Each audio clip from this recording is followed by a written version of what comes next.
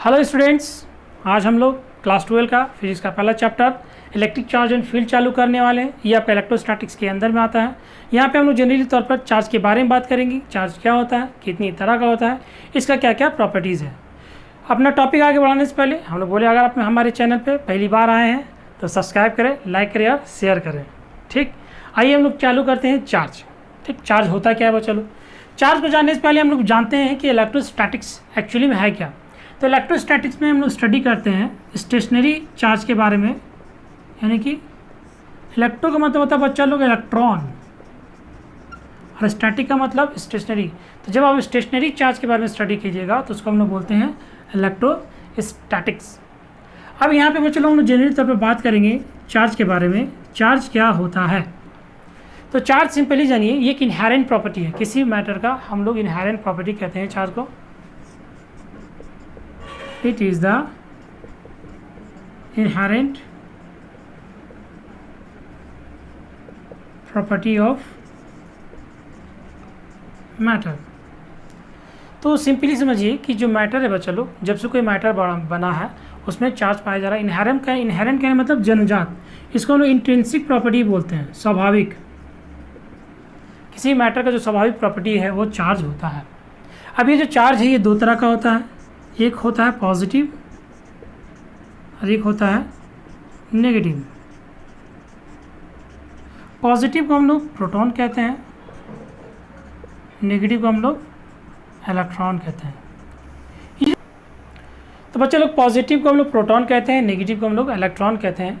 इसके अलावा आपको बता दें कि जो चार्ज का जो एसआई यूनिट होता है वो आपका होता है coulomb. SI unit of charge is coulomb.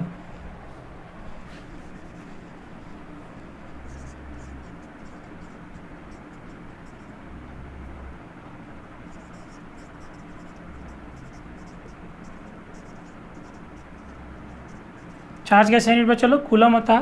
और जो चार्ज है एक तरह का स्केलर क्वांटिटी है। तो सिंपली समझिए कि किसी भी चार्ज को आप एल्जेब्रिकली ऐड कर सकते हैं, सिंपली उसको आप ऐड कर सकते हैं।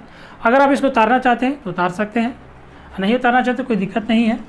हम आगे बढ़ते हैं। अब देखिए, जैसे कि बात की कि भाई चार्ज जो है एक तरह का स्केलर क्वांटिटी है। चार्ज इज अ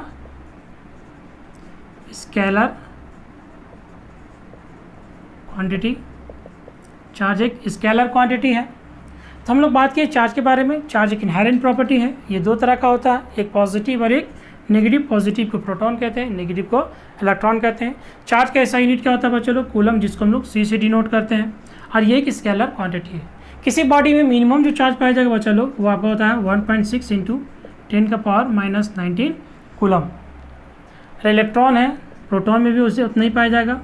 एक प्रोटॉन में आपका लगभग 1.6 × 10⁻⁻19 कूलम। अल्फा पार्टिकल है तो अल्फा पार्टिकल में +2e मतलब 2 × 1.6 × 10⁻⁻19 coulomb. That means 3.2 × 10⁻⁻19 coulomb charge alpha particle में पाया जाता है।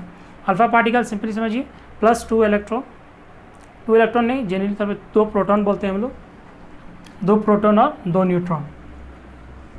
आइए देखिए, आगे बढ़ते हैं हम लोग। अब बात करते हैं प्रॉपर्टी ऑफ चार्ज के बारे में कि what are the property of charge.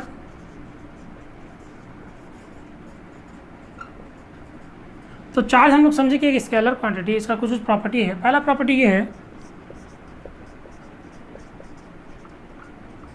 Like charge repel.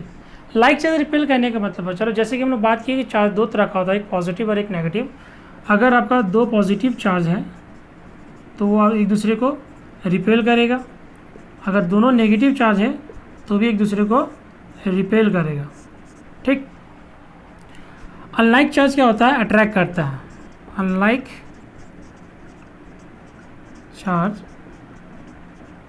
Attract each other, एक दूसरे को अट्रैक्ट करेगा। यानी कि एक पॉजिटिव होगा और अगर एक नेगेटिव होगा तो क्या करेगा, एक दूसरे को अट्रैक्ट करेगा।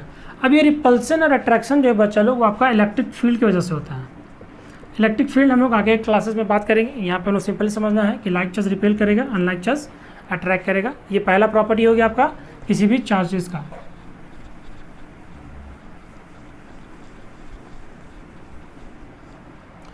दूसरा जो प्रॉपर्टी है, charge is conserve,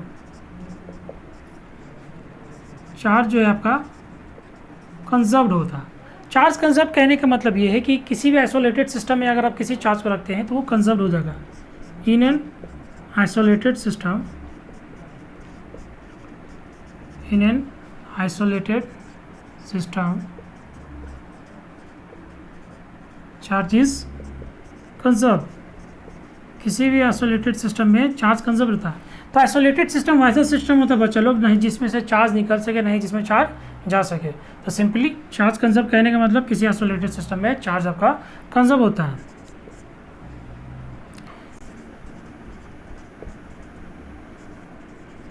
charge is quantize, charge quantize कहने का मतलब क्या है बच्चा लोग, किसी बॉडी में जो चार्ज है वो आपका नंबर ऑफ इलेक्ट्रॉन पे डिपेंड है। कहने का मतलब Q is equal to NE पे। तो चार्ज क्वांटाइज कहने का तो सिंपल समझिए, किसी बॉडी में चार्ज जो पाया जा रहा है वो सिंपली नंबर ऑफ इलेक्ट्रॉन पे डिपेंड कर रहा है। यहाँ पे Q आपका चार्ज बता रहा है, तो N आपका क्या बता रहा है, N आपका बता रहा है एनी इंटीजर। सिंपली समझिए, किसी भी इंटीजर को बता रहा है।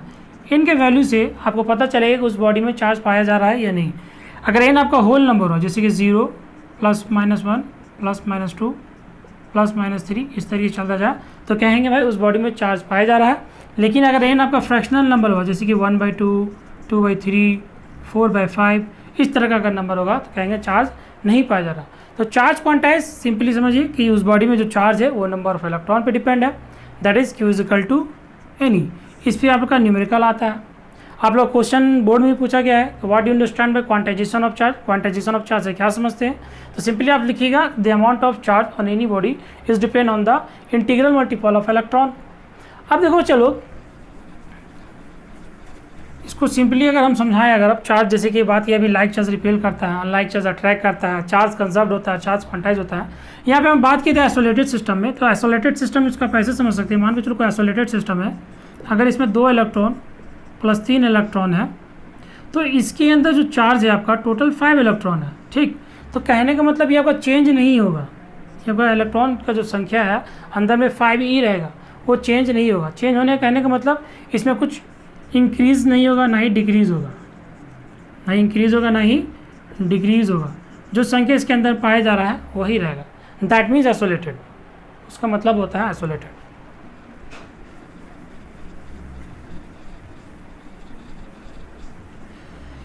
अगला देखिए, अगला ये बोलता है charge can not exist without mass. Charge बिना मास के एग्जिस्ट नहीं करता। कहने का मतलब ये है कि जहाँ पर मास पाया जाएगा वहाँ पे चार्ज पाया जाएगा, ये कंफर्म नहीं है। लेकिन जहाँ पे चार्ज पाया जाएगा वहाँ पे मास पाया जाना ज़रूरी है, समझ रहे हैं। कहने मतलब इस बॉडी का अगर मास है तो ज़रूरी नहीं कि इसमें चार्ज पाया जाए, लेकिन इस बॉडी में अगर चार्ज है तो ज़रूरी ये है कि इसमें मास होना चाहिए, क्योंकि बिना मास के चार्ज एग्जिस्ट नहीं करता है, ठीक। किसी बॉडी में जो चार्ज होता है, charge on any body due to deficiency और एक्सेस ऑफ इलेक्ट्रॉन, यानी कि किसी बॉडी में अगर चार्ज आ रहा है, चार्ज से मुराद आपका पॉजिटिव और नेगेटिव चार्ज, वो आपका या तो इलेक्ट्रॉन का मात्रा बढ़ रहा है या तो इलेक्ट्रॉन का मात्रा घट रहा है।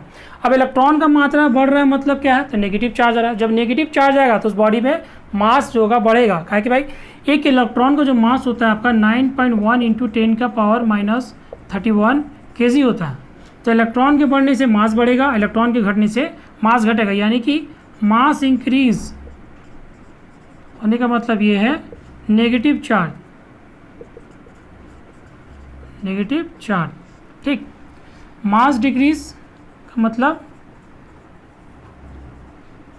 पॉजिटिव चार्ज, यानी कि इलेक्ट्रॉन के मात्रा, इलेक्ट्रॉन के बढ़ने और घटने से आपका मास भी चेंज हो सकता है, क्योंकि एक इलेक्ट्रॉन का मास होता है 9.1 × 10⁻31 kg होता है। किसी बॉडी में जो चार्ज है आपका डिफिशियंसी और एक्सेस ऑफ इलेक्ट्रॉन की वजह से हो रहा है। अगला देखिए बच्चों लोग, charge is transferable, charge is transferable, यानी कहने का मतलब ये है कि चार्ज जो है आपका ये ट्रांसफ़र हो सकता है। इसको सिंपली समझिए कि अगर एक बॉडी को किसी दूसरे बॉडी के साथ अगर आप टच कराते हैं तो यहाँ पे चार्जेस का डिस्ट्रीब्यूशन होगा, डिस्ट्रीब्यूशन ऑफ चार्ज, ठीक, चार्जेस ट्रांसफर। चार्ज की एक और प्रॉपर्टी होता है, charge is additive in nature. Charge जो होगा आपका एडिटिव होता है।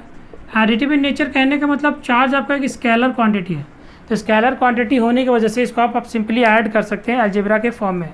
जैसे मान के चलिए आपको कोई 1 इलेक्ट्रॉन, 2 इलेक्ट्रॉन, -3 इलेक्ट्रॉन, 5 इलेक्ट्रॉन दिया है, तो इसको सिंपली आप ऐड कर सकते हैं 1e + 2e - 3e + 5e, तो यहाँ पर कितना आ जाएगा, टोटल आपका आ जाएगा 5 इलेक्ट्रॉन। तो चार्ज एक स्केलर क्वांटिटी है, तो उसको आप सिंपली ऐड भी कर सकते हैं। तो this are the properties of charge. अब यहाँ पे देखिए हम लोग बात करेंगे चार्जिंग के बारे में। जैसे कि आप किसी बॉडी को जब चार्ज करते हैं,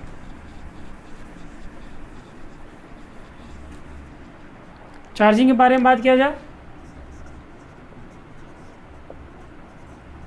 चार्जिंग का मतलब होता है जैसे आप मोबाइल चार्ज कर रहे हैं, तो एक प्रोसेस जिसके थ्रू आप चार्ज कर सकते हैं, the process of giving a charge. किसी बॉडी को जब आप चार्ज देते हैं उसी को हम लोग चार्जिंग कहते हैं। ये किसी बॉडी को चार्ज करने का जो तरीका है, यहाँ पे 3 तरीके से पढ़ना फिजिक्स में आपको। पहला कंडक्शन, दूसरा इंडक्शन और तीसरा फ्रिक्शन। कंडक्शन कहने का मतलब क्या, तो कंडक्शन कहने का मतलब ये है कि अगर एक बॉडी को दूसरे बॉडी के साथ टच कराया जाएगा, चार्ज का जब डिस्ट्रीब्यूशन होगा टच होने पे, उसको हम लोग बोलेंगे कंडक्शन।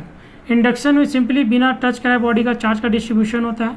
जैसे सिंपली एक रॉड को जब हम लोग किसी न्यूट्रल बॉडी के सामने लाएंगे, तो यहाँ पे आपका न्यूट्रल बॉडी का जो चार्ज होगा पूरी तरीके से डिस्ट्रीब्यूट हो जाएगा एक साइड में, यानी एक साइड आपका पूरा नेगेटिव और एक साइड आपका पॉजिटिव आ जाएगा। इसको बोलेंगे चार्जिंग बाय इंडक्शन। ये भी यहाँ पे जो चार्जिंग बाय इंडक्शन हो रहा है, ये आपका इलेक्ट्रिक फील्ड की वजह से हो रहा है। जो चार्ज जो इसमें क्रिएट हो रहा है, इसको बोलेंगे इंड्यूस चार्ज। पॉजिटिव और नेगेटिव चार्ज जो क्रिएट हो रहा है, इसको बोलेंगे इंड्यूस चार्ज, और जो कर रहा है उसको हम लोग बोलेंगे इंड्यूसिंग चार्ज, ठीक। एक होता है फ्रिक्शन। फ्रिक्शन में क्या होता है, हम लोग सिंपली बॉडी को रब करते हैं, उसको बोलते हैं चार्जिंग बाय फ्रिक्शन। जैसे सबसे बेहतरीन एग्जांपल, अगर आप किसी ग्लास रॉड को सिल्क क्लॉथ के साथ रब करते हैं, तो वहाँ पे आपका जो बॉडी में चार्ज क्रिएट होगा वो फ्रिक्शन की वजह से होगा। तो इस ग्लास रॉड में जो चार्ज क्रिएट होता है वो पॉजिटिव होता है, जबकि सिल्क क्लॉथ में जो होता है वो नेगेटिव होता है। तो ये सब बच्चा लोग चार्ज के बारे में कुछ जेन्युइन कॉन्सेप्ट। तो यहाँ पे हम लोग जो बात की है सिंपली इलेक्ट्रोस्टैटिक की ही बात की है। इलेक्ट्रोस्टैटिक का टॉपिक ही है चार्ज। तो यहाँ पे जनरली तौर पे हम लोग जो बात कर रहे हैं चार्ज के बारे में, चार्ज जो है आपका रेस्ट में, मूविंग चार्ज नहीं है। तो आप जब इलेक्ट्रोस्टैटिक पढ़िएगा तो यहाँ पे आपको सिंपली स्टडी करना है स्टैटिक चार्ज के बारे में, कि चार्ज जो है रेस्ट में है। तो जब चार्ज रेस्ट में रहता है बच्चा लोग, वो सिर्फ इलेक्ट्रिक फील्ड प्रोड्यूस करता है, that they only produce only electric field. ये इलेक्ट्रिक फील्ड प्रोड्यूस करता है, मैग्नेटिक फील्ड प्रोड्यूस नहीं करता है, ठीक। जैसे अगर आपका चार्ज रेस्ट में, अगर सिंपली बोले चार्ज अगर रेस्ट में है, तो चार्ज आपका सिर्फ इलेक्ट्रिक फील्ड प्रोड्यूस करेगा, ठीक।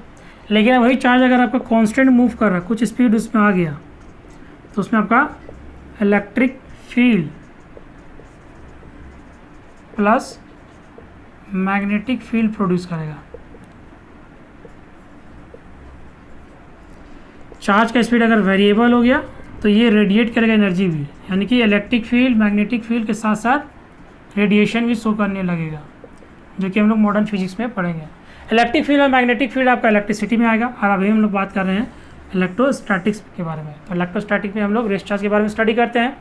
इसके अलावा इलेक्ट्रोस्टैटिक के कुछ एप्लीकेशन है, जैसे कि सबसे बड़ा एप्लीकेशन जो है जेरॉक्स कॉपी मशीन जो है आपका इलेक्ट्रोस्टैटिक कॉन्सेप्ट पे काम करता है।